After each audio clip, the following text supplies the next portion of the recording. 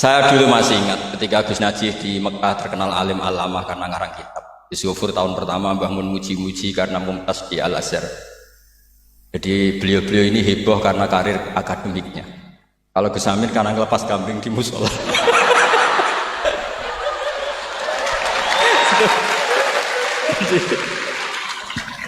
Jadi jameknya sama-sama bikin heboh. Jadi ya itu saja lah. Niru itu tidak bisa penuh ya, sudah niru hebohnya saja. Tadi karena Gus Aufal baru masuk, tadi Gus Aminoto bilang gini Gus Aufal, dulu Mbah Mun sayang saya sampai dicatrikan istri. Apa Gus Yofur bisa nyarikan saya istri? Oh bener-bener kefasikan baru dalam.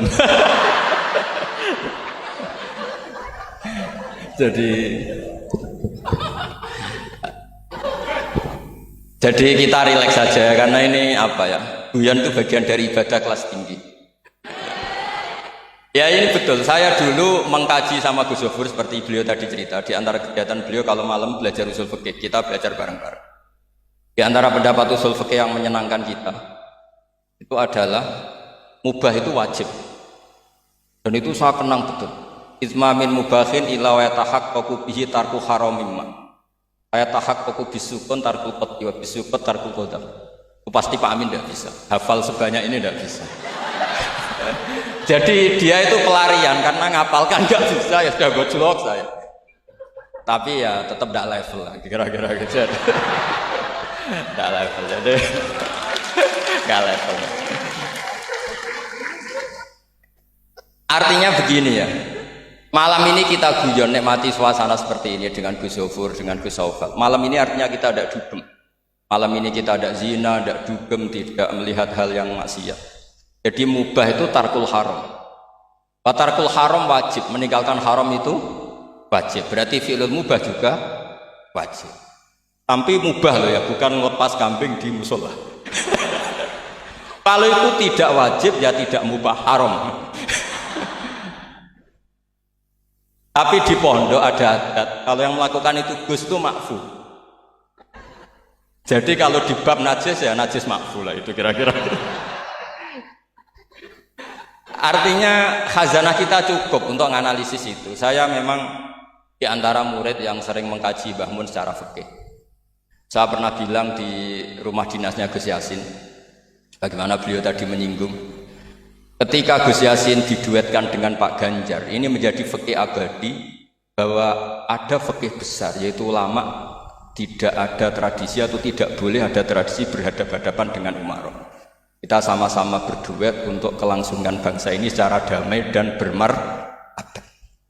Jadi nggak penting menurut saya Gus Yasin wakil gubernur, apa Gus Yasin ketua DPR dulu, Kak Kamil ketua DPR, Gus Kamil. Yang menjadi penting bagi kita adalah fikih ini akan abadi. Itu juga ketika Gus Yofur sekolah sampai doktor, bahwa ulama sealim Mbah Mun, putra Mbah Zubair tidak anti dunia kampus. Sehingga Gus Yofur sekolah ya sampai doktor. Juga beliau tidak anti khusyuk, tadi kata Gus Iid, khusyuk yang dimaksud Yai bukan terus khusyuk. Karena Yai sering menghentikan manis zada khusyuan zada jalan, terus ada orang kayak Gus Amin, dia enggak khusyuk supaya enggak dikatakan bodoh. Itu memang cara beliau melawan makalah itu. Kalau beliau khusyuk kan nanti zada apa? Jalan, maka pura-pura ada khusyuk, selain itu fakta terus ya sudah jadinya seperti itu. Saya itu sering meneliti fikihnya Mbah Mun, mulai yang tadi. Saya masih ingat ketika Yai mau ketemu Bu Mega, ketika mau haji, Yai tindak Jumat, ketemu Bu Mega itu Sabtu, beliau terbang Ahad. Di antara yang dihentikan ke santri-santri, kira-kira gini maknanya, besok saya ketemu Ibu Mega dan ini bagus supaya Indonesia damai karena ulama dan umaroknya ini satu kombinasi antara nasionalis dan religius.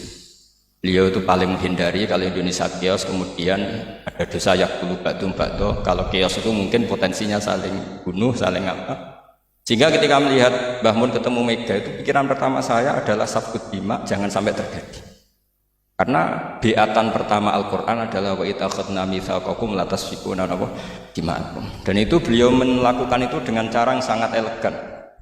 Ketemu orang yang benar-benar jadi aktor di Indonesia. Siapa yang nggak ngerti Mbah Mun aktor penting dalam perjalanan agama di Indonesia. Mega sebagai simbol nasional. Beliau dengan besar hati ketemu, dan itu kita membaca fikih sebagai bentuk hiknan lidima'il muslimin, upaya supaya Indonesia itu damai baik-baik saja. Saya tentu belajar banyak dari Gus Zofur ketika menafsirkan kenapa Al-Barjanji itu menjadi mujad. Kata Gus Zofur, padahal karangan Al-Barjanji itu tidak besar-besar kayak Sayyid Zabidi yang ngarang. Karena ketika negara lain bingung, ya, kata beliau bingung menemukan format Islam, masih perang, mencari bentuk ini Sunni atau apa, ribet perang. Indonesia itu terbangan.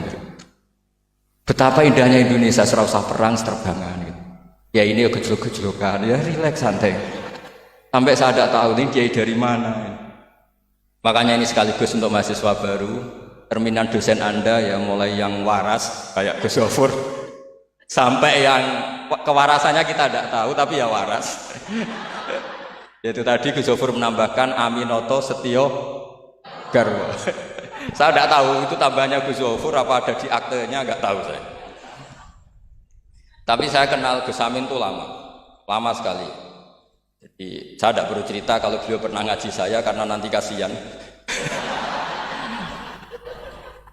Saya tidak perlu cerita itu karena saksinya lebih banyak beliau ngaji saya ketimbang saya ngaji beliau. Tapi itu cara beliau punya harga diri, ya monggo itu kalau saya terima dengan lapang dada. Jadi beliau orang kedua setelah Mbah Nawawi yang ngaku saya sebagai muridnya. Tapi saya mau cerita yang agak serius, ini 5 menit tentang fikihnya Mbah Mun.